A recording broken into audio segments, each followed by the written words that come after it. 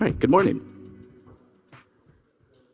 So I'm going to hopefully share with you a vision of a new world of science that has been shared by an increasing population of the blockchain space that is relatively, the vision itself is pretty old. It's about 10 years old. It starts with Primecoin in 2013 and is followed up by Gridcoin also in 2013, along with Kiercoin and Folding Coin, but has gained a lot of traction over the past several years. So it's called decentralized science. We're trying to use DLT to build a new infrastructure for science. There's a whole bunch of projects in here, ranging from funding to publishing, really anything you can think about with how science operates, how we publish anything, and consume any type of knowledge. So if you are interested in it, I'm going to be talking about 3 specific projects, but I highly recommend you join the community.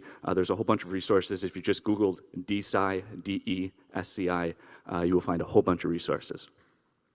So the 3 projects I will be talking about deal with 3 root aspects of the system of science. The first project is called Gridcoin. It is dealing with essentially the fundamental resources of, Gotcha. So it deals with the fundamental resources of science. So you can think of funding, you can think of compute as fundamental resources for research. The second project is called DeSci Labs. It's working on building the infrastructure for open science, and I'll be demoing a product there. And the third project is called the Science Commons Initiative, where we are a nonprofit registered in the US trying to rebuild the bridge of trust between the public and science. So you can think of there's a lot to go over with what DeSci is in general, so I'm going to be skipping a lot of information here. So you can always come back to 3 general questions, 3 what-if statements or 3 imagination statements, and you can think of these 3 projects as rooted in those questions. With Gridcoin, what if all the fundamental foundational sort of resources of science were free to researchers who are doing impactful science? What if you had free compute? What if you could get funding very, very easily? What if you had free data storage for your research? Things like that. And when you ask that question, you're going to dive deeper into DeSci, because you're going to ask, well, how do you define impactful research? How are you going to provide free compute? How are you going to provide free data storage? But there are ways to do it, and as you explore the space, you will find different methodologies, different methods people are taking to try and solve these problems. With DeSci Labs, the question is, what if open science was the default for how we do science? What if data was stored and shared? What if researchers were incentivized to share their data right off the bat and given credit for that? What if you no longer, as a researcher, needed to handle data requests? So if someone wants to get your data, you just have a link you send to them, and they can get your data and research on it themselves. With the Science Commons Initiative, you can think about what if the public was more engaged with the scientific process, because currently the public is losing trust rapidly in science, and we are reaping the benefits of that, if you would want to be a little sarcastic about it. But we're getting anti-vaxxers, we're getting flat earth, we're getting a lot of dangerous sort of mentalities around how we want to structure our society that's not so much based on science. So in order to explore how we can really build a new structure of science and what this future of science might look like, let's start with a little story, a nice little metaphor that we might all understand, which is the tree of knowledge. And when we picture the tree of knowledge, we might picture something that looks like this, with a lush canopy of knowledge and countless sturdy branches and a foundation that seems as indestructible as it is inevitable. But the reality is, this is not what the tree looks like. There's rot that has crept under the bark and is destroying it from the inside out. There's literal diseases called link rot, for example, that make it so we can't find research.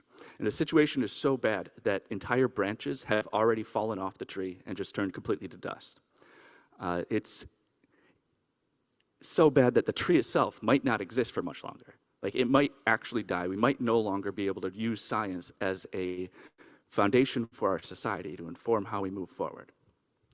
So we have to explore first where this problem came from, how we got into this situation, in order to explore how we can build a new and better infrastructure to support a new robust tree of life, or tree of knowledge, sorry, to maybe perhaps support the tree of lives. So to do that, let's go back. The tree itself is thousands of years old. The roots emerged from these seeds when we as humans began to question our environment make observations, record those observations, and then use those observations to manipulate the world around us. But the tree itself emerged from these roots several hundred years ago when we wrote down that process in the scientific method. And co-author for all the images is Midjourney. Since we're at an LLM AI conference, I figured I'd put the captions here. It might be fun. So the tree emerged several hundred years ago when we wrote down this process. And in doing this process, the scientific method, we would ask this question, perform a methodology, write down that methodology, come to a conclusion, and then do it again and again and again. And every time we ask the same question and perform the same methodology, we would get the same outcome. So we would have a replicated truth. And the tree is nurtured by these replicated truths. And the people who wrote down this process didn't know there was a tree to feed these replicated truths. They were performing this process because they were tapping into what Eric Schultes of the Go Fair Foundation calls the sixth sense of humanity, a collaborative sense of discovery that is very much like our physical senses, that gives us a sense of the world around us and lets us make decisions that are more likely to benefit us than to harm us. So these individuals were tapping into this sixth sense, and in doing so, they were feeding a tree replicated truths. And they were doing it in a world of doctrine, witchcraft, alchemy, and against authorities who would rather not see them prove these things that might unseat the power on which they sit. But they continued anyway, and eventually the tree became strong enough that they could plant it in the earth. And more people came around this tree to nurture it with replicated truths, and new fields of knowledge emerged, new branches. You have chemistry, physics, evolution, geology. The foundational branches of this tree started to emerge as more and more people produced replicable truths that they could feed to this tree. And it was still a fragile tree. It was not inevitable that it would survive, that it would continue to exist, but still they persisted because they were simply tapping into this sixth sense of humanity, the collaborative sense of discovery, a sense that derives pleasure, just like eating, listening to music, looking at great art. So they eventually succeeded in nurturing this tree so it was strong enough that they could give to the public. And they created scientific societies that would nurture the tree and protect it from people who would add untruths, things that were not replicable to the tree, and by adding those untruths, harming the tree. And they presented the tree to the public, and they said, this is the tree of knowledge. It is filled with truths that I can prove to you again and again. I can guarantee to you that this is true because we can replicate it. And one day this tree will produce fruit, and we will use the fruit to create technologies, inform our policies, create new economic systems, and change the way the world works, lessen suffering in the world. And the public fell in love with science. There was a great long while where science was the great popular thing. Everyone was following science, producing science, and wanting to be a scientist.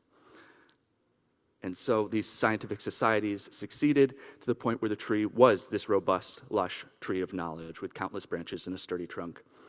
And people from all over the world practiced the scientific method, produced replicable truths, and the fruit from the tree did give us new technologies. It gave us the modern world. Everything in this room is because people were practicing science at the time.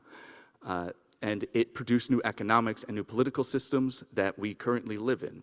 And despite our ongoing struggles, the world is a better place than it was several hundred years ago before we had the scientific method, before it was written down, before this tree of knowledge gave us a method for producing replicable truths that we can turn into methods for manipulating the world around us. Unfortunately, because these researchers maybe didn't have a tree of knowledge beforehand, they didn't have lessons from which they could learn, and they were looking at this tree that seemed fairly inevitable, like it didn't need care anymore. They didn't expect that other people, other organizations would see this tree as a source of wealth and power and begin to creep around to the tree. And as they crept around this tree, these new people, these other organizations, they pushed scientists away. And so the tree stopped being nurtured by people who were practicing this sixth sense, who were tapping into this sixth sense of discovery. It started being nurtured by people who wanted to make money and consolidate power. And to do that, they created an industrial system of science. And they gated off the fruit of the tree, even from those who produced it in the first place. So even if you paid to produce a nugget of knowledge, a fruit of knowledge, you would have to pay to access that knowledge. We know this as open access now.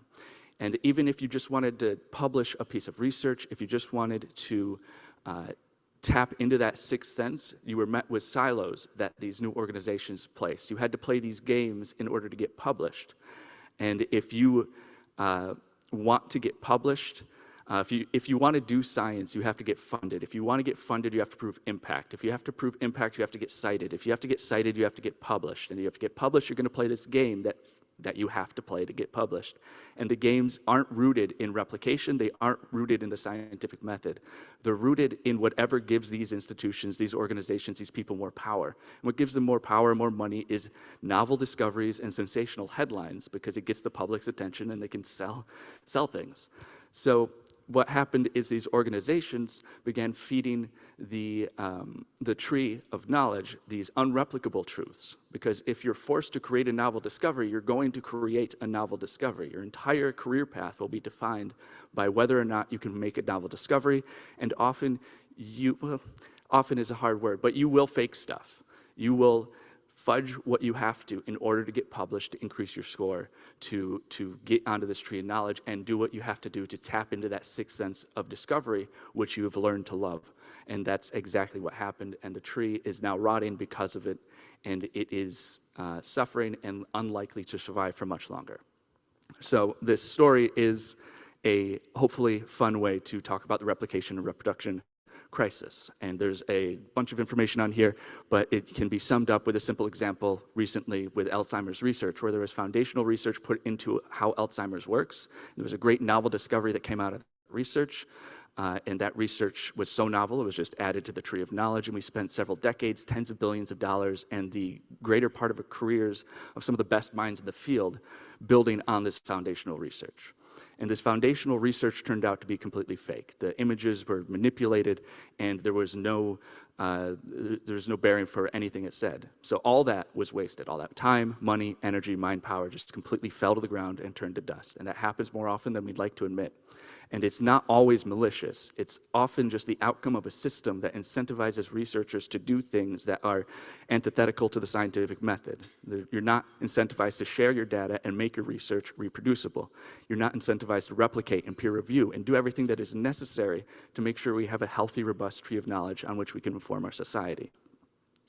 So you also have this rot, this disease called link rot, where if you have a piece of research that's maintained by this DOI system, and that research is very, very old, let's say several decades old, you have a good chance of trying to find that research and actually getting a 404, like page not found, which is absolutely mind-blowing that we have foundational research which we continue to build on that we just can't access anymore because the link is dead.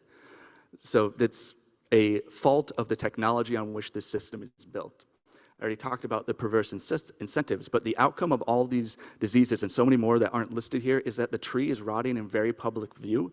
We can all see that the tree is not safe to sit under, the fruit are not safe to eat. You can't climb this tree without getting injured.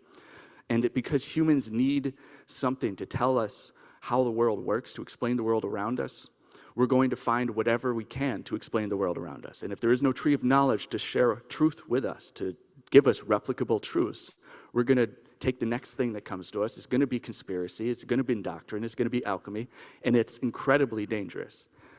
We have just went through this in a very practical way with, at least in the US, with anti-vaxxers over the pandemic. So we need a new tree of knowledge, and this new tree of knowledge needs to be supported by a new infrastructure. And there's 4 pillars of a scientific infrastructure. There's the data infrastructure that needs to be capable of storing the vast volumes of data that we produce. It needs to be capable of calling all the data that we want when we want it, so storing the links, not having link rot. We need to be able to run compute over this data because we're going to get a lot of data and we're going to need to analyze it computationally. We're also going to need a data infrastructure that can be interfaced with by both humans and machines, because AI is just going to accelerate the pace by which we can perform discoveries, find new things, and use that new knowledge to improve the world around us. We're also going to need a new social infrastructure, an infrastructure that elevates researchers to the status that they deserve. The entire modern world is because of researchers. They are the hero creators of the modern world, and they need to be honored as such. They need to be paid well. They need to be incentivized and enabled to follow that sixth sense of discovery. They need to be given that privilege of following their passion so that they can discover what they want to discover, even if it's not novel. A null result, a negative outcome, is just as valuable as a novel headline. and they need to be able to do this. This scientific method is valuable for a reason. We're also going to need, to this end, a new quality infrastructure that aligns with these new social incentives, where we measure research not simply by how many things cite a piece of research. Citations measure something. It's not impact. They can be part of a system, but they shouldn't be the system of measuring impact. We're also going to need a new communications infrastructure. How do you publish? Publish and perish should not be the go-to credo of science. You should probably be able to publish anything you want, whenever you want, for free, and not have to play these games of these publishers. So when we have these new infrastructures, we'll have a new tree of knowledge. And it's not as though when we build these new infrastructures starting from scratch, we have the old tree of knowledge, we have the lessons we can learn from it. We have the technologies that have provided us, the internet, all the Web3 technologies that we're building over the past 10, 15 years, and everything that we're building in this room having to do with AI and machine learning.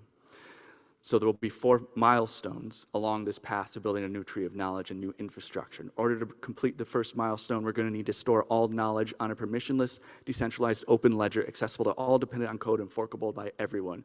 So if anyone tries to gate the tree off again, gate off the knowledge, we can just fork it and make it open.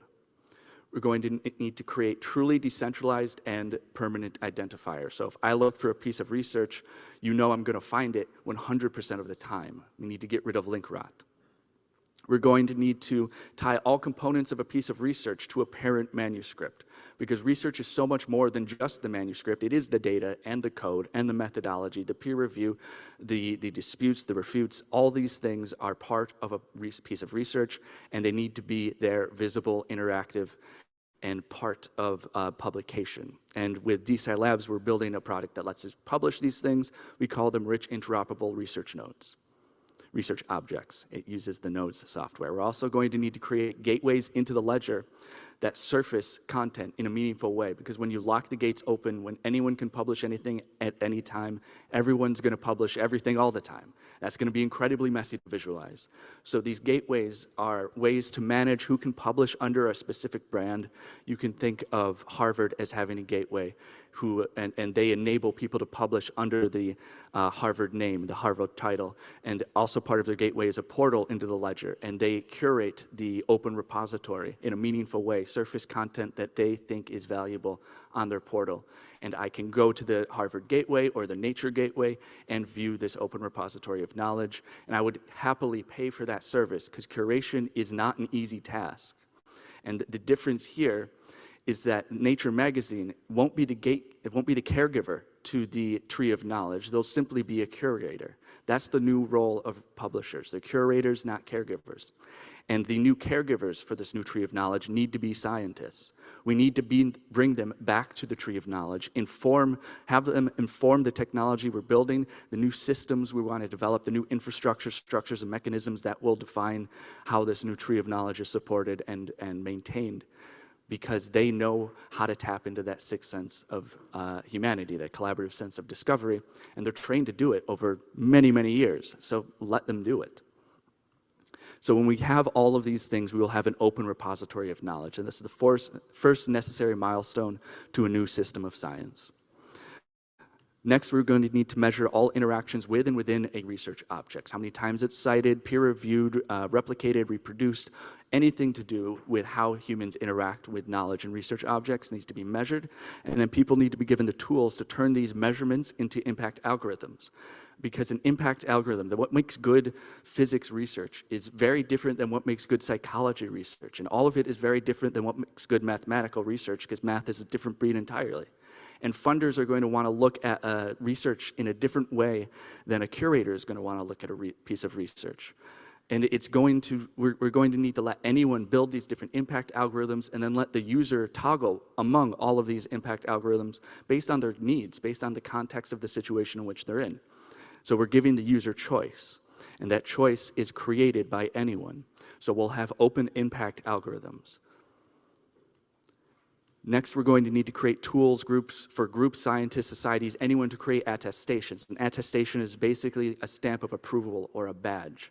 And we're going to need to be able to tie these attestations to a piece of research. So you can again think of Harvard as giving out attestations to researchers that are under their brand, in their organization, in their institution. Or you can think of an organization like the Go Fair Foundation, whose mission is to create data that is fair, findable, accessible, interoperable, and reusable. And they'll go around and they'll look for data sets that are fair, that fulfill those requirements, and they'll stamp it with an attestation that says this data is fair, so says the Go Fair Foundation. And then the user can choose to read this attestation and acknowledge it or ignore it. And they can choose to read a different attestation and accept that attestation from a different organization as the arbiter of truth. But again, we're giving users choice by enabling people and scientific societies and organizations to just interact with knowledge in a new and novel way. When we have this, we'll have open curation and funding networks. Funders will love this. They will be able to track the progress of their the research that they fund. Curators will be able to do the same thing, and will completely change the way that our society's interaction with the tree of knowledge occurs. So this last step, we will likely need to build a crypto-economic model that incentivizes those foundational tenets of the scientific method, the peer review, the replication and reproduction, the negative outcomes, because these things cannot create businesses in themselves, but they are critical to good business operations. They need to occur. We need to replicate and reproduce research so we don't spend 20 years and tens of billions of dollars trying to build treatments and preventative care for Alzheimer's that's just built on bullshit, frankly. So we need to make sure that people are doing peer review. Next, we are going to need to build pathways for the public to engage with, contribute, and learn from the tree of knowledge. The public needs to be part of the system because we are the largest stakeholder of the system of science. Whatever the outcome of a piece of research is, we have to live with it whether we want to or not. And if that outcome is BS, we live with the fact that we just wasted 20 years of discovery on BS. So we need to be there to be not the primary caregivers. Scientists should be the caregivers, but we need to be there in the room sort of checking. It's a system of checks and balances, if you will. And we need to do all of this transparently and through open source software. And if we do that, we will end up with a robust digital tree of knowledge that's accessible to both humans and machines. And what's really interesting about this is because it's all open source software, because you have attestations that anyone can create, scientific societies or individuals or institutions, because you have open impact algorithms that anyone can define and use, because it's all built on gateways and an open repository of knowledge, we're probably going to have more than one tree standing side by side, and each tree will be a little different than the one next to it. People will be experimenting with systems in science. And when you have more than one tree standing next to one another, you have a forest of knowledge. And a forest is a much more robust organism than a single tree. It can adapt to the challenges that face it over time, and it can evolve to survive over generations. So we're going to need a forest of knowledge over time. So DSci Labs is creating this infrastructure for a new type of system of science where open science is the default.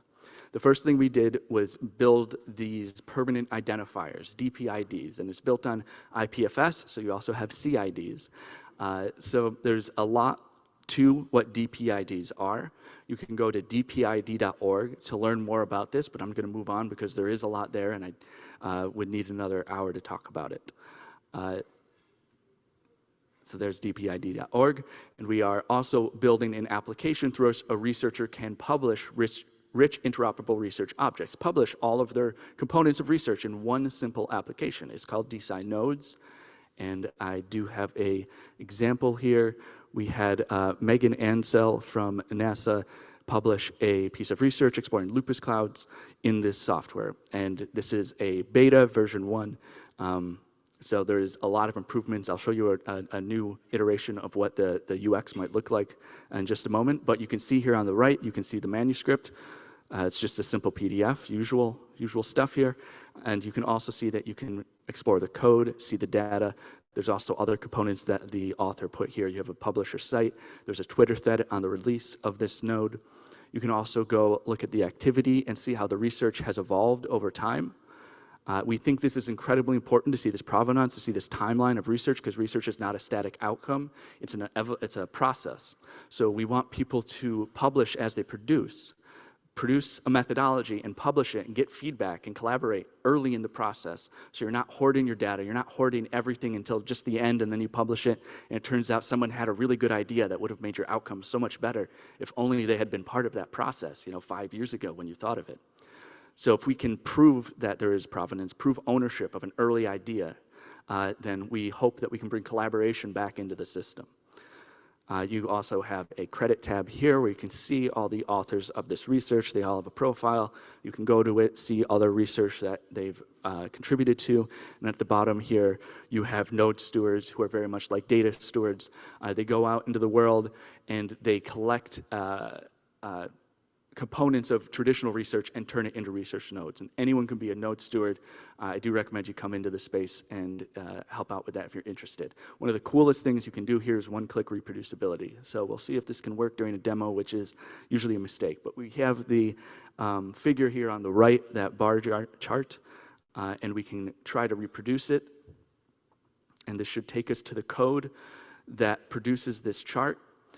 And there you go. So there's also, yeah, we will struggle to scroll, but it brings us to all the code that produced that chart. You can do that with any figure in the research manuscript, so you can prove to yourself that it's not BS, it's not faked. You can also explore the data of this research object.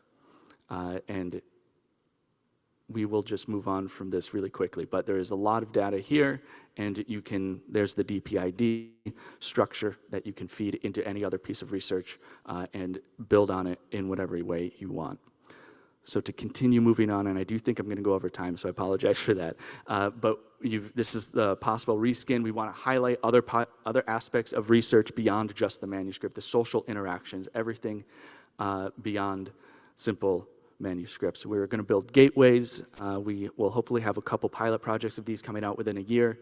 And we have 3 programs that are bringing researchers back to that tree of knowledge. We have the Node Stewards program I already described.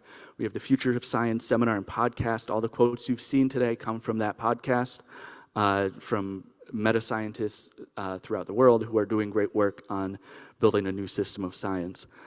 We also, of course, everything is open source, so you can go fork the project and build on it, do whatever you want with the code. So that's DSci Labs. The Science Commons Initiative, as I said, is a nonprofit tasked with reconnecting the public with the scientific process. We largely support a project called BOINC, the Berkeley Open Infrastructure for Networked Computing, which was built out of SETI at Home, the largest distributed computing network in the world in 1999, and SETI at Home turned into BOINC in 2002. And this is a 6,000 exaflop supercomputer. That is the potential, that's how much processing power exists in the world, just on the laptops and phones we all have. And because BOINC is this permissionless infrastructure that anyone can tap into, the potential of this network is every computer that exists in the world. So the practical potential is 3,000 exaflops, because we all sleep for half the day, essentially. So what is your computer doing when you're asleep? It could be dreaming of aliens, it could be folding proteins, it could be exploring the universe, it could be doing all these magical things. And this has been running nonstop for many, many years, and has produced a ton of research. Lots of knowledge has come out of this, and I scroll through this. We have to recognize that everyone that contributes their computation power to this project is doing so at a cost. We're paying for the privilege to contribute to science. That's how powerful this sixth sense of humanity is, because we have electric bills we have to pay. But still we do it. And what a group of us thought at one point is, how can we get more people to contribute their processing power to these types of projects? Is there something we can tap into other than just this sixth sense of humanity that will encourage people, incentivize them perhaps, to contribute computation cycles to science? And we thought, well, why don't we tap into a more instinctive emotion, something like greed? What if you're paid to contribute computation cycles to science? And the more computation you provide, the more money you make. So Gridcoin was built. And Gridcoin is a crypto economic model. It's an open economic network. It's a blockchain that incentivizes both BOINC, the Berkeley Open Infrastructure for Network Computing, and folding at home. So the more computation cycles you give to all these projects, the more money you make. It's a very old project. It has had constant development since its launch in 2013. It did a proof of work bootstrap era, so completely permissionless, non-pre-mine, non-security launch that then transitioned into proof of stake. And when we talk about this system, you have to ask the question, where does money come from? And I'm going to go through this very, very quickly, but it is fun. So where does money currently come from? It comes from the Treasury Department, which produces debt in the form of Treasury bonds, sells it to banks, which pay interest on that debt. And then those banks give that money to consumers and charge a higher interest rate. The consumers produce things and pay taxes back to the Treasury Department. We're told that this should work. We know it doesn't because banks gamble, and when they gamble, they fail. And when they fail, we need to bail them out. So we create a Federal Reserve, which buys the Treasury bonds from the banks, basically prints money, gives it to the banks, takes the Treasury bonds, lets them expire, and then gives the interest back to the Treasury Department. This also doesn't work because it's based on a concept of debt. It's based on an invisible object, a non-commodity. So it's the value of the US dollar is based on this idea of debt, this thing that doesn't exist. And so if I take debt out in US dollars, I borrow money, I use it to produce something, hopefully that thing produces something of value, I make money, and now I need to pay back my debt, I need to buy more US dollars to pay back that debt. So you have demand, artificial demand for a US dollar, and it's of course much more complex than that, but here's a fun, simple thing, and it does not make sense. So what Bitcoin did, first of all, it gave so much more respect to what were called consumers in this past cycle, and we just called them the public. The public has commodity. They exist. They shouldn't be the end of a cycle. They should start the cycle. So the public has electrical energy that we can turn into computation cycles, and we can give those computation cycles to a central bank, to a protocol, and in return for those computation, we will get a currency minted and secured cryptographically by that central bank, and that exchange will produce a public ledger, a public good that everyone can use to track who has how much money. In order to send money through this system, you have to use the currency that's created because of cryptographic proofs, essentially. So it creates demand based on commodity, electrical energy. So Gridcoin keeps the public, keeps that commodity, and says instead of using electrical energy to secure that ledger, let's use stake. Let's create a proof of stake system. Of course, you get rewarded for helping secure that ledger. There's that cycle right there. And let's use that electrical energy, that commodity that still exists, to produce something of value. So we're not going to have a Treasury Department. Let's have an approved researcher who gets that electrical energy in computation cycles, is approved by the public, which is very important, and I won't have time to get into, but that approved researcher keeps a scoreboard of who contributes how much computation, puts that into the central bank. The central bank stores it in the public ledger, and then the protocol of the central bank takes that scoreboard, generates currency, and gives it to people relative to how much computations they provide to the network, to the scientific projects. This cycle could exist in perpetuity, but it really can't because approved researchers produce something of value. They produce another commodity, knowledge. Knowledge is useful. It could be the model of a spike protein, and that model can be used by an approved translator, someone who turns knowledge into a product, and that product would be useful to the public, like a vaccine, and the public will then pay for that product. They're paying for that product with currency they earned by starting the cycle in the first place. It's a very robust, sustainable cycle of value generation based on scientific progress. And the approved translator is also approved by the public, and there's a lot more we can add to the system, like benefactors who pay for compute, but that's a whole nother cycle. There's also, because we have provenance of knowledge, this idea that as the approved translator makes money, let's say they make $1 million, $10 of that has to cycle back through the system, goes to the researcher who found that spike protein, who modeled that spike protein, and then $1 goes to the people who provided that computation power. So there's exogenous. It's just economics here as well. So who gets how much compute? It's basically any computation project that's on the Gridcoin network gets 1/n compute. So if we have 1,000 exaflops and 10 projects, each project gets 1,000 exaflops. And that's not mathematically guaranteed. That's because of the incentive structure, which is very interesting that we set up. So that is it. That QR code will take you to a tree of link trees that will give you a whole bunch of information on DeSci Labs, the DeSci Foundation, my own work, Gridcoin, the Science Commons Initiative. There's a lot of links there. Would recommend you check it out. Feel free to reach out to me. And I'll end with this quote, which is, again, from Eric Schultes, who coined the sixth sense of humanity thing. We're in a situation currently that's very similar to what the internet was like in its early days. And the small conversations that we're having, the little experiments, the little projects we're producing are going to have a huge impact in the final outcome of the system. It's very important that we're in the room, we're bringing scientists in the room, and it's not just people trying to make money, it's not just NFTs and this madness that happens in crypto. We need to be sure to build with intention and towards something worth building. In fact, when the internet was being produced, banks tried to buy TCP/IP, but there were other people in the room providing other options. And thank God those people were there, because if banks had ownership of TCP/IP, we would live in a very different world than we do today. So I encourage everyone to get involved with the DeSci ecosystem, the DeSci environment. Again, there are a lot of projects here that are working on a vast array of problems, so you'll find something you can work with and help us build something that's worth building with this technology that's changing the world. Thank you.